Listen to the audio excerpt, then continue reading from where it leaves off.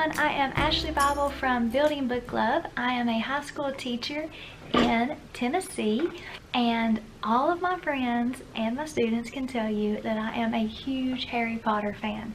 I have a Harry Potter themed classroom. My husband and I took a Harry Potter themed tour of Scotland, and I love to watch Harry Potter every Sunday night. It's a tradition. It just helps me get in the right mindset come Monday. But a few would be surprised to know that I actually kind of, sort of, really do believe in magic. Now, not this type of magic, but the magic that happens in here. I believe that our minds are so powerful and can bring so many different things into our lives, and I truly believe that one way to clear the clutter from our minds so that we can focus on what we really want out of life is to clear our physical clutter. Now, I read The Life-Changing Magic of Tidying Up, and it really did change my life. I'm going to talk to you a little bit about that, and I'm going to show you how you can apply that to your classroom as well.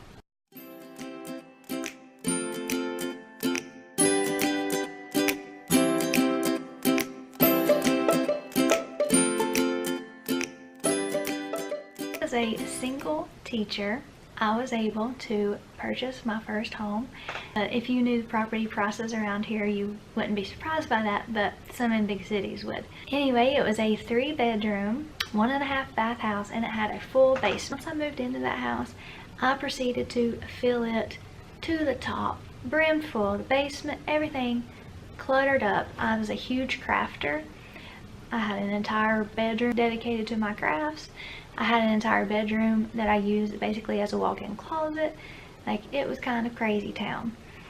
And so then I met my soon-to-be husband, and when we decided to get married, and he was going to move in with me and sell his house, and I started to realize that I literally had no space for him to move in. I had created this house full of things, and I was blocking out so much goodness that could come in.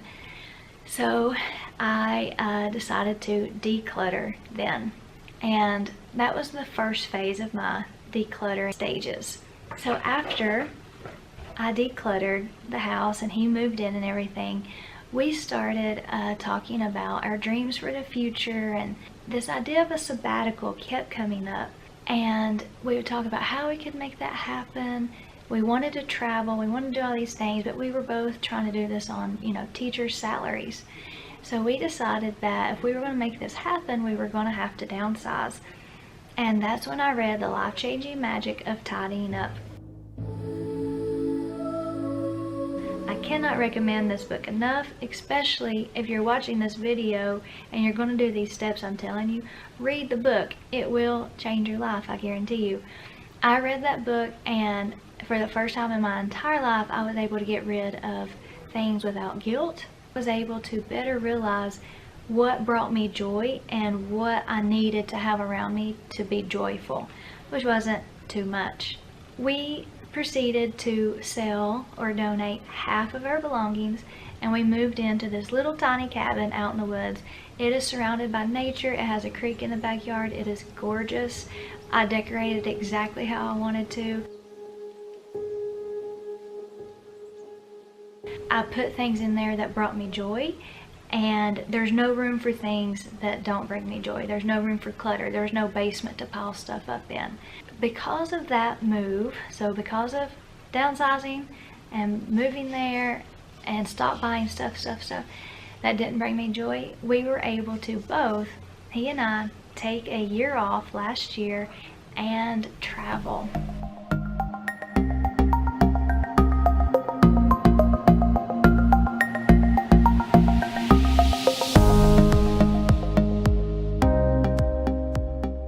We were not teaching in the classroom, and we were in Europe. It was a trip of a lifetime. It was magical.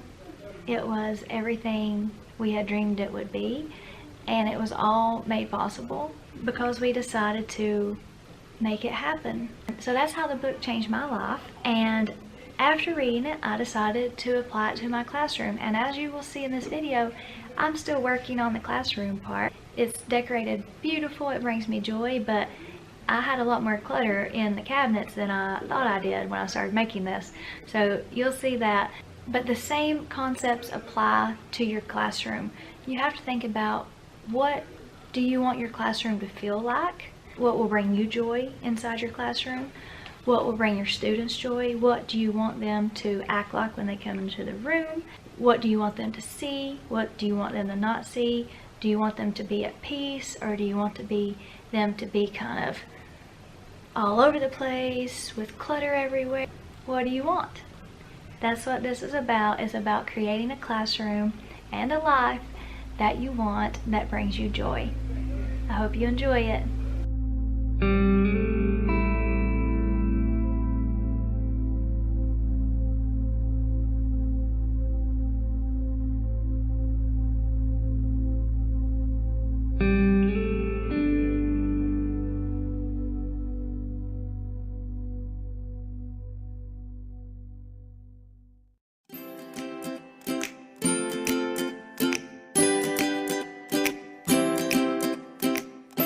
So to show you exactly how I use this method to clean out my classroom, I'm going to work on this problem area you see behind me.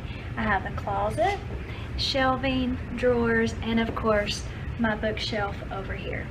So here we go.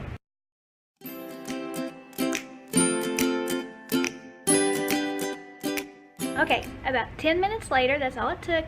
The first step is complete. All the shelving you see behind me is completely empty, a blank slate. So here are the blank shelves, and all of my drawers are blank as well. Now, all this stuff that you see right here came out of this area. Okay? So now I have to decide what is going to go back into the blank slate, and my brain already doesn't want to fill that back up with junk that I won't use. So as I'm thinking about what to put back in the shelving, I'll go back to my original goal. What do I want my classroom to feel like and to look like, and how do I want to inspire myself and my students?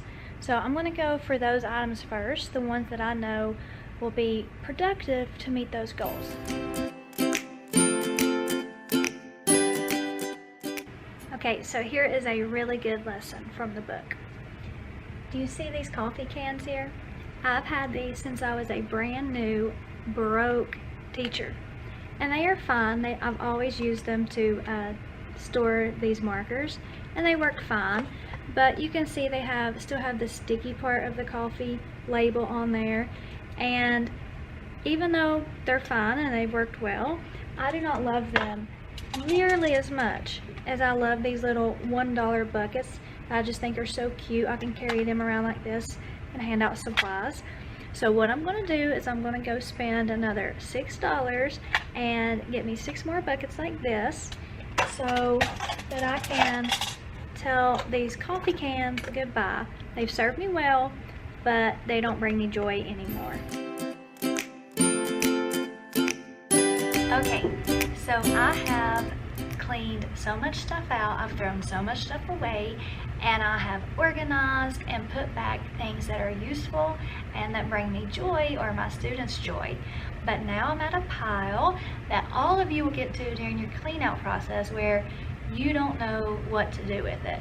Your heart is saying, oh, I should not put this stuff back in here to clutter up my beautiful space I've just made. But then your mind starts saying, but you could use this one day. Surely you wouldn't throw that away, would you? And so you just start going over the pros and cons of keeping this stuff. And the more you antagonize over it, the more likely you're just going to throw it in somewhere and try to get it out of your mind. But the problem is, it really doesn't get out of your mind. It's always there, even subconsciously, hindering your thoughts, making you feel guilty and stuff like that. So I'm going to walk you through the process of how I make these decisions, and hopefully it will help you too. Okay, first thing we have are these writing cubicles I made years ago, and they were such a good idea at the time, and they're still a good idea, but the problem is they are worn out. So this is outdated. The MLA on this one is from 2009, and so I quit using them because the stuff in here needs to be updated. It just looks really worn. It's not pretty and colorful, and I've just held on to these, a whole class set, 30 of them, for years, and every time we do an essay, I'm reminded of that guilt for not updating these and not using them anymore. But you know what? They gotta go, going in the trash. Here's a funny one. I have a roll of tinfoil in there, and I did this lesson many years ago. I thought I was so clever, where I used tinfoil to teach students about character foils. Markers don't really work on this. The writing smears everywhere, so every student would have to have a Sharpie, and it just was a mess. And even though it was a clever lesson, I'm never going to do it again. So this gotta go. The next thing is basically a teacher's sin, but these orange highlighters I never use, and my students never use, because when I do highlighting, it is always color coded, and I don't like the color orange, and that's never a color that I choose as one of my color coding, and so there's no reason to keep these. Once you have tackled the non-sentimental or non-trigger areas of your clutter, it's time to move on to the harder ones to tackle. For me, that is my bookshelf. It is so hard for me as an English teacher to throw away books. I keep thinking, someone will like this book, maybe someone will read it. But I started to reshape my mind frame around my bookshelf, and it has really helped a lot. What I started to think of is that I want my bookshelf to be as close to a 5-star rating as it can possibly be. So when you think about your bookshelf as like Netflix, think of all the choices that are on Netflix. And when you sit down to watch a show, you don't just go through all the thousands of choices. You go through the top rated ones, and then you decide on one. If I feel like I'm putting out 4 or 5-star books on my shelf, and I'm taking away the ones that are below that, so I'm taking away the ones that are never read, the ones that are not rated highly, they're no good, the ones that have bad covers that do not grab attention of students, or the ones that are raggedy. If I take those away, it lets the 5-star books shine, and so my students are more likely to grab those 5-star books and actually read them, and that's what I want. Also, it's okay to have blank spaces on your bookshelf. If you have a blank space on your bookshelf, that means you're leaving room for awesome books to go there. When you leave space in your life for better things, 5-star things, they tend to magically appear there.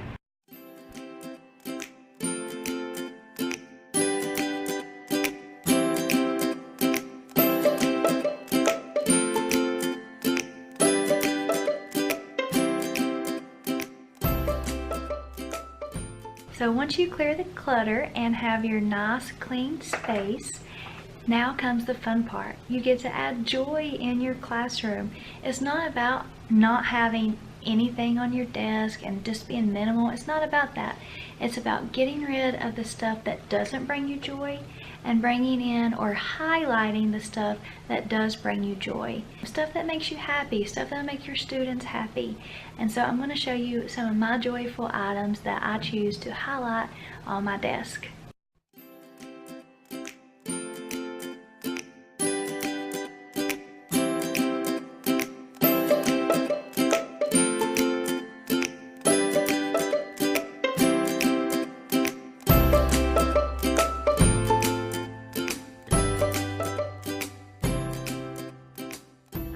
That this video has inspired you and has made you want to clean your classroom and declutter it so that you can create a space that makes you happy, that makes your students happy when they walk in, a place that is clean and decluttered, and hopefully that will resonate into your entire career as well.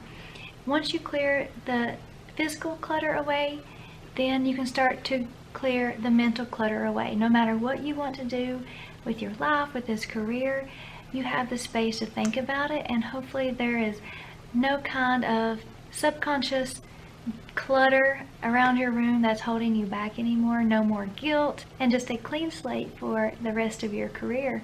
So if you would like to join me in a challenge, I'm going to host a free 7-day challenge to implement everything you have learned in this video. If you want to be pushed and held accountable through a community that I'm going to create on social media, then be sure to sign up for that, because I would love to see pictures, cheer you on, and I would love to hear your testimony at the end, how decluttering has changed your mindset and your classroom and maybe even your career. Thank you for watching. Again, I'm Ashley Bible from Building Book Club.